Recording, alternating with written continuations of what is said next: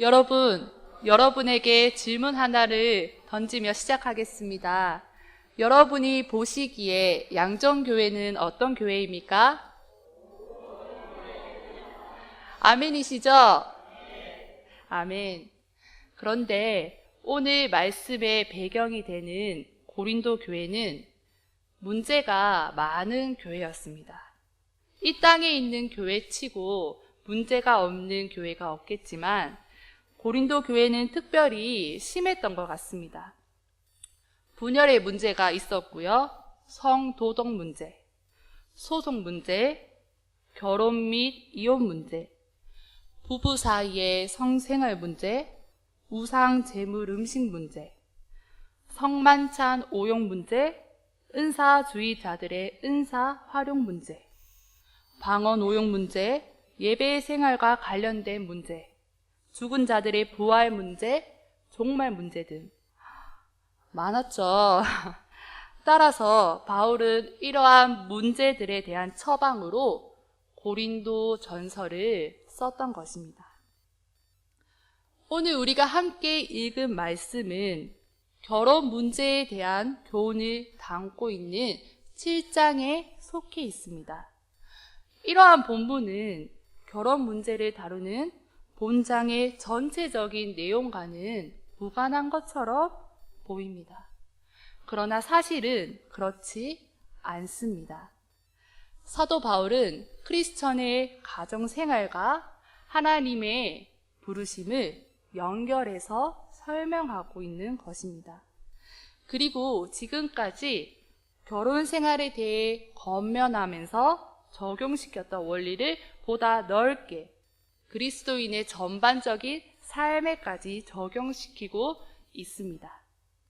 이 시간 부르신 곳에서라는 제목으로 말씀을 나누려고 합니다. 우리 같이 따라해 볼까요? 부르신 곳에서, 부르신 곳에서.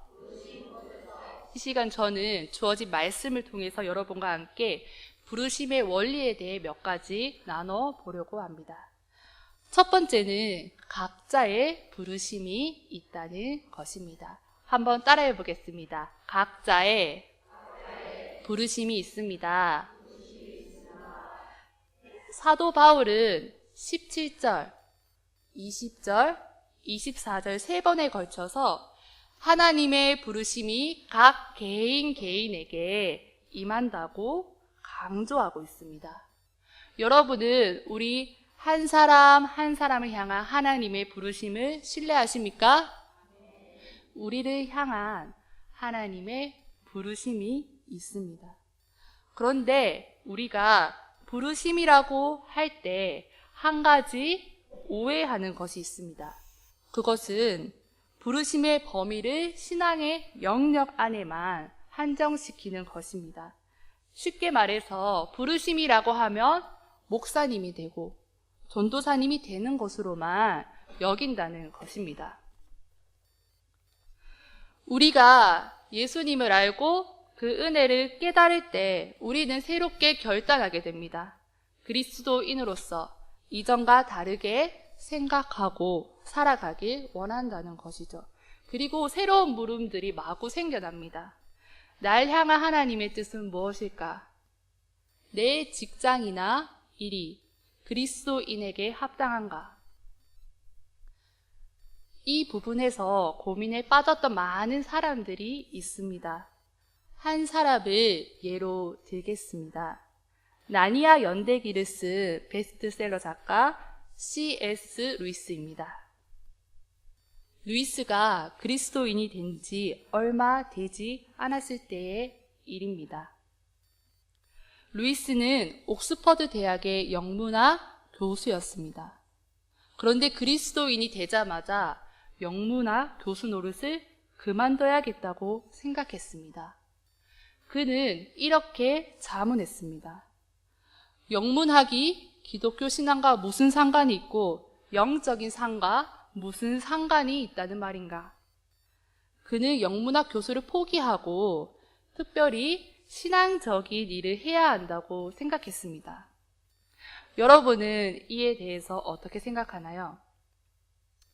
이와 비슷한 경험을 한 분들이 틀림없이 있을 것입니다. 은혜를 깨닫고 구원의 간격에 젖어들 때 사람들은 특별히 신앙적인 일을 해야 한다고 생각하는 경향이 있습니다. 그러나 성경은 무엇을 하든지 다 하나님의 영광을 위하여 하라고 말합니다. 아멘. 신앙적이지 않은 일은 그리스도인에게 무가치하다고 여기는 것은 잘못입니다. 결국 루이스는 그의 느낌이 잘못된 것임을 깨닫고 영문학 교수 자리를 계속 지켰습니다. 각각 은사를 받은 대로 하나님의 여러 가지 은혜를 맡은 선한 청지기 같이 서로 봉사하라. 아멘. 우리는 미술, 음악, 삶의 다양한 영역을 통해서도 하나님께 영광을 올려드릴 수 있습니다. 물론 나쁜 일이라면 그 무엇도 하나님께 영광을 돌리지 못합니다. 따라서 하지 말아야 합니다. 말씀이 이 사실을 말해줍니다.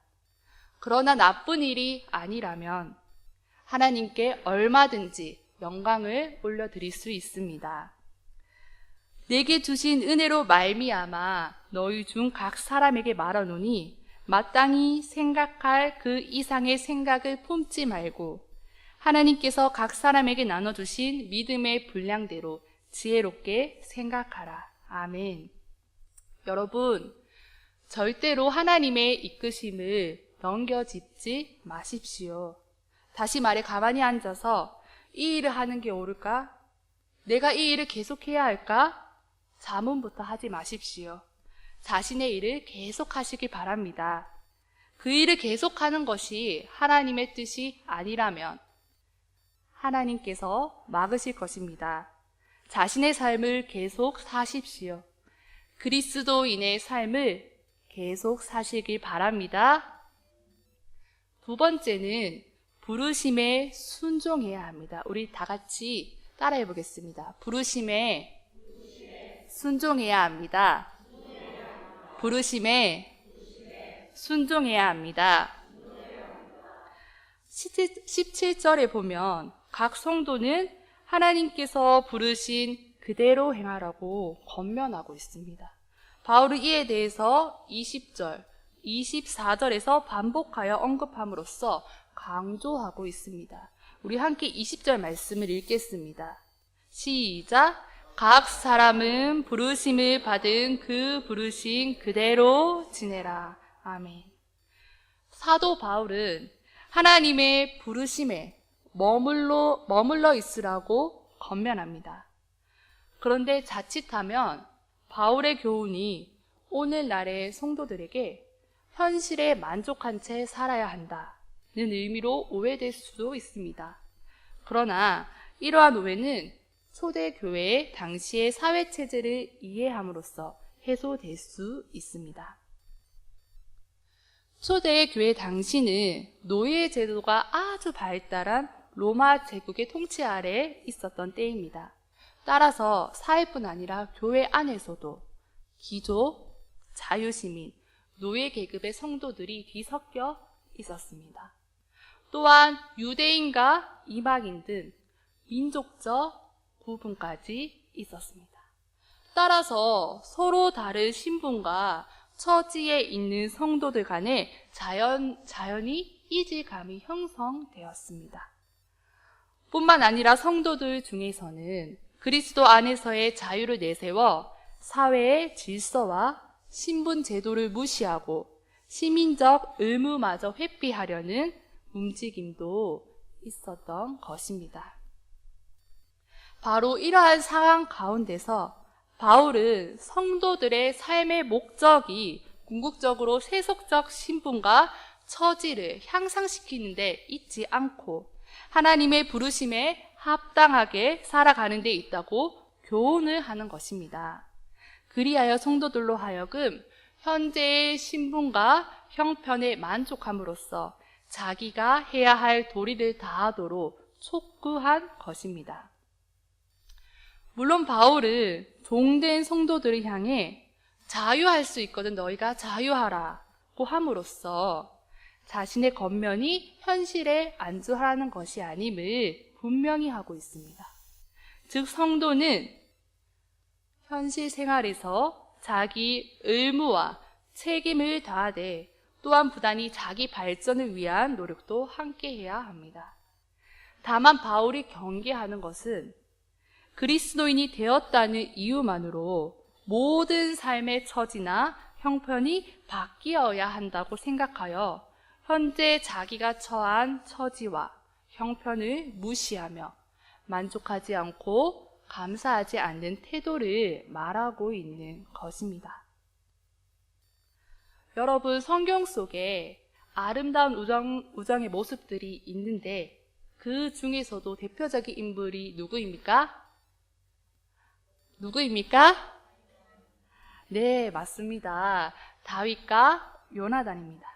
그런데 이 둘의 나이 차이가 어느 정도 날까요?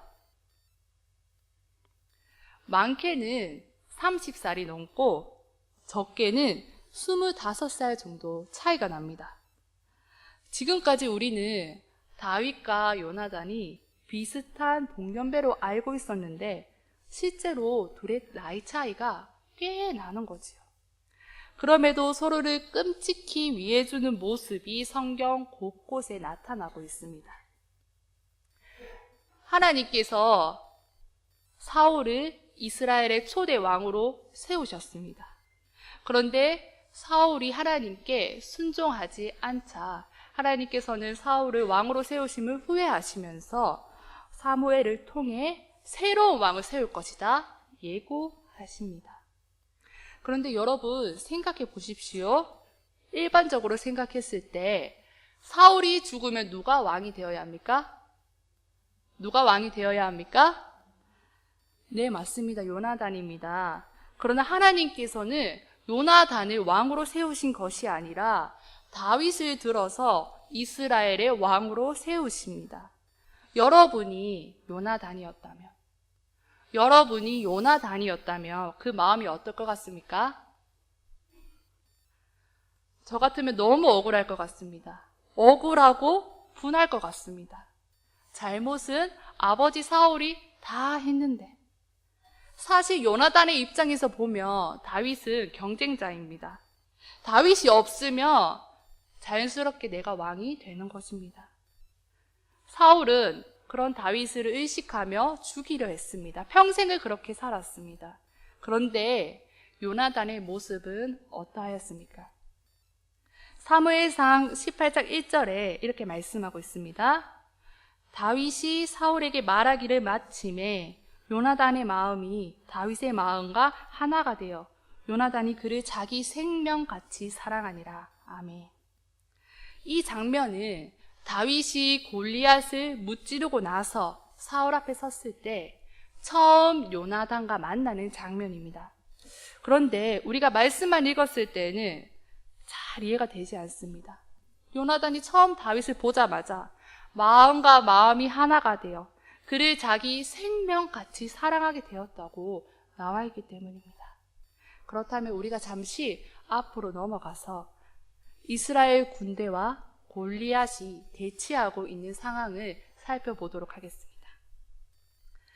이스라엘 군대와 골리앗이 지금 대치하고 있는 전쟁터입니다. 다윗과 같이 요나단도 골리앗을 보면서 이를 갈고 붕괴하였을 것입니다. 저 할례 받지 않은 자가 감히 하나님의 군대를 모욕하다니. 여러분, 요나단에게 믿음이 없어서 골리앗을 무찌르지 못한 것일까요? 사무엘상 14장에 보면 요나단이 자기의 무기 든 자와 함께 블레셋 군대를 습격한 장면이 나옵니다. 그때 요나단은 이렇게 이야기합니다. 주님께서 허락하시는 승리는 군대의 수가 많고 적음에 달려있지 않다라고 말하며 믿음으로 적진에 돌파했던 자가 바로 요나단입니다. 요나단에게 믿음이 없었던 것이 절대 아닙니다. 다만 하나님께서 그 상황을 허락하시지 않았기 때문에 요나단은 바라만 보면서 붕괴하였던 것입니다. 그런데 다윗이 나타나서 하나님의 이름으로 골리앗을 무찔렀을 때 그는 쾌재를 불렀을 것입니다. 여러분, 요나단이 세상적인 왕자의 마음을 갖고 있었다면 다윗의 등장과 함께 그는 불안해했을 것입니다. 그런데 요나단은 다윗의 믿음 속에서 자기와 동일한 믿음을 보면서 그 마음이 다윗을 보자마자 녹아버리게 됩니다. 그리고 이어 요나단은 자기가 입고 있던 겉옷을 벗어서 다윗에게 넘겨줍니다. 이것이 뜻하는 것은 무엇이냐면 겉옷을 벗어준다는 것은 왕권을 넘겨준다는 의미이기도 합니다. 여러분에게 질문하겠습니다. 여러분이 요나단이라면 순종할 수 있습니까? 여러분이 요나단이라면 순종할 수 있습니까? 요나단은 기꺼이 넘겨줄 줄 알며 자기 자리를 지켰습니다.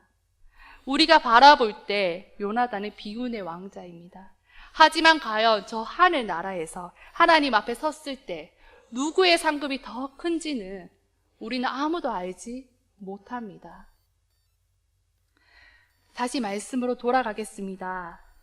바울은 계속해서 이야기하고 있습니다.